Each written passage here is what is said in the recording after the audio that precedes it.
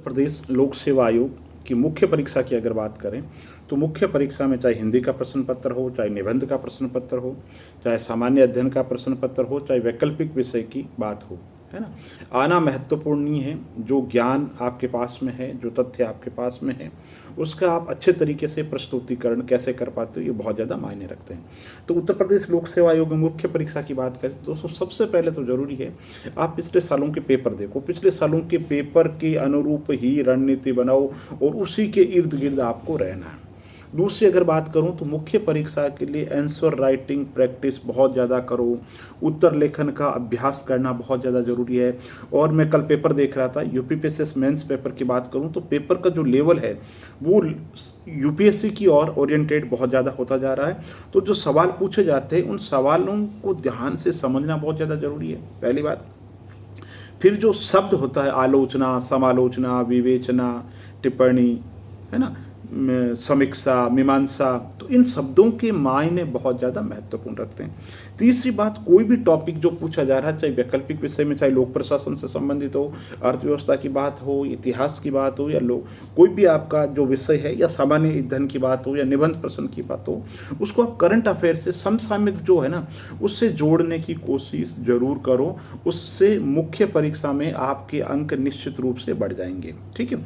इसके साथ ही मुख्य परीक्षा में जो आपका उत्तर है उस उत्तर में क्रमबद्धता होनी चाहिए, संक्षिप्तता के साथ में बात होनी चाहिए, डायग्राम के माध्यम से, चार्ट के माध्यम से, मैप के माध्यम से, सारणी के माध्यम से, मतलब जो भी नवाचार आप कर सकते हो, जिस रूप में भी कर सकते हो, उत्तर प्रदेश लोक सेवा आयोग की मुख्य परीक्षा में ये होना बहुत ज़्यादा जरूरी है। क्योंकि उत्तर प्रदेश लोक सेवा आयोग का जो लेवल है वो बहुत ही अच्छा लेवल है और जो कॉपी चेक की जाती है वो बहुत ही अच्छे तरीके से की जाती है, जिसके अंदर अगर कहूँ तो सतही ज्ञान के बिल्कुल अंक नहीं मिलते।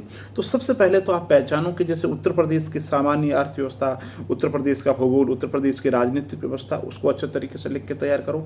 भारत में राष्ट्रीय आंदोलन है तो उसके लिए स्पेक्ट्रम या बिपिन चंद्र जो पढ़ रहे हो, RN शुक्ला, जो भी किताब NCERT पढ़ रहे हो उसके अति संक्षेप के अंदर नोट्स बनाओ। चाहे गांधी जी का योगदान पूछे, चाहे नेहरू जी का योगदान पूछे, चाहे अम्बेडकर जी का योगदान पूछे, जो सवाल पिछले सालों में पूछे जा रहे हैं उनका एक एक जो सवाल है उसकी बार बार लिख लिख करके अभ्यास कर लो। क्या भारत का विभाजन टाला जा सकता था? भारत में सांप्रदायिकता के जो उदय के कारण क्या है ना? क्या कांग्रेस की स्थापना सेफ्टी वॉल के रूप में की गई थी? ये जो सवाल पिछले सालों में पूछे जा रहे हैं, या आसपास में जो लोक सेवा, बिहार लोक सेवा आयोग, मध्य प्रदेश लोक सेवा आयोग में भी यूपीपीसीएस के पाठ्यक्रम से जो मिलते जुलते सवाल है उनको आप देखो कि राष्ट्रीय आंदोलन में क्या पूछा जा रहा है ना। जैसे कभी गांधी जी के सामाजिक विचार पूछ लिए, कभी गांधी जी के आर्थिक विचार पूछ लिए, राष्ट्रीय आंदोलन से कभी क्रिप्स मिशन पूछ लिया, कभी कैबिनेट मिशन पूछ लिया।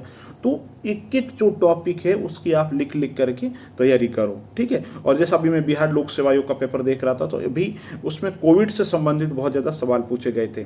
तो चाहे लोक प्रशासन हो तो उसमें लोक प्रशासन के अंदर कोविड मैनेजमेंट के अंदर प्रशासक की क्या भूमिका है, ये सवाल पूछा जा सकता है ना। कोविड पे निबंध पूछा जा सकता है, कोविड पे हिंदी के अंदर पत्र लेखन से संबंधित या कोई प्रेस राइटिंग है वो पूछी जा सकती है। तो समसामयिक जो मुद्दे हैं उनको बहुत ही अच्छे तरीके से तैयार करो। पिछले सालों के पेपर है उन पेपर को देखो और बार बार लिखने का अभ्यास करो। जो आप उत्तर लिख रहे हो अपने साथी लोगों से चेक कराओ। जो यूपीपीसीएस के जो टॉपर है उनकी आप उत्तर पुस्तिकाएं देखो और देखो वो उत्तर में क्या लिखते हैं, उनके उत्तर के अंदर ऐसी कौन सी खासियत है ना। और ये खासियत तभी आएगी, देखो लेखन कला भी एक कला है और ये समय के साथ में विकसित होगी।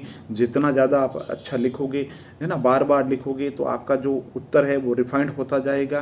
तो जो भी बुक्स पढ़ रहे हो, स्तरीय पुस्तकें पढ़ो, बार बार लिख करके पढ़ो, साथी लोगों से चेक कराओ। और उत्तर प्रदेश लोक सेवा आयोग की मुख्य परीक्षा के लिए ज़रूरी है आपका जो उत्तर टू द पॉइंट होना चाहिए। जैसे मैं एक छोटे से टॉपिक की बात करूँ बिल्कुल, जिसमें गुड गवर्नेंस की बात कर रहे हैं, ठीक है। तो आप गुड गवर्नेंस को बताओ कि गुड गवर्नेंस है क्या। फिर आप बताओ गुड गवर्नेंस की बात कौन करता है, वर्ल्ड बैंक गुड गवर्नेंस की बात करती है, ठीक है। फिर उसके बाद में आप बताओ गुड गवर्नेंस के कंटेंट कौन कौन से एलिमेंट है गुड गवर्नेंस के। फिर आप उसमें बताओ कि भारत सरकार के द्वारा गुड गवर्नेंस के लिए क्या किया जा रहा है। सूचना का अधिकार, सोशल ऑडिटिंग से लेकर ट्रांसपेरेंसी से लेकर जो जो किया जा रहा है वो बताओ, ठीक है। फिर आप हिस्ट्री के अंदर जाओ, भारत के अंदर गुड गवर्नेंस, जैसे राम राज्य की बात है ना, कौटिल्य के अर्थशास्त्र के अंदर गुड गवर्नेंस की बात है। फिर आपको सुशासन दिवस मनाया जाता है, सुशासन वर्ष कब मनाया गया, तो उससे संबंधित जो टॉपिक है उसकी, जैसे गुड गवर्नेंस तैयार कर रहे हो तो गुड गवर्नेंस को पूरा आप मत टिपो, आप अपने नोट्स के अंदर कीवर्ड्स यूज कर लो और उन कीवर्ड्स के हिसाब से जैसे परीक्षा के अंदर सवाल पूछा जाए, जैसे पूछे भारत सरकार क्या कर रही है, उत्तर प्रदेश सरकार के द्वारा गुड गवर्नेंस के लिए क्या किया जा रहा है, तो उत्तर प्रदेश सरकार के द्वारा जो गुड गवर्नेंस के लिए स्कीम चलाई जा रही है उनको अच्छे तरीके से करो, है ना। इसके अलावा अगर आप वैकल्पिक विषय, चाहे लोक प्रशासन है, आपका राजनीति विज्ञान है ना, और इतिहास है, तो उसमें भी उत्तर प्रदेश के संदर्भ में ज़्यादा अच्छे तरीके से सवाल करो, क्योंकि उत्तर प्रदेश लोक सेवा आयोग में लोक प्रशासन में भी जो सवाल पूछे जाते हैं वो उत्तर प्रदेश के रेफरेंस के अंदर ज़्यादा पूछे जाते हैं। राजनीति की बात करें तो राजनीतिक या संविधान से संबंधित जो सवाल पूछे जाते हैं वो भी उत्तर प्रदेश के रेफरेंस के अंदर ज़्यादा पूछे जाते हैं। तो उत्तर प्रदेश लोक सेवा आयोग के उत्तर में बात करूँ, क्रमबद्धता होनी चाहिए, सारगर्भितता होनी चाहिए, संक्षिप्तता होनी चाहिए और इनोवेशन होना चाहिए, डायग्राम के माध्यम से, मैप के माध्यम से, और कम शब्दों में अधिक से अधिक बात कह सको, ऐसा आपका लेखन का अंदाज होना चाहिए।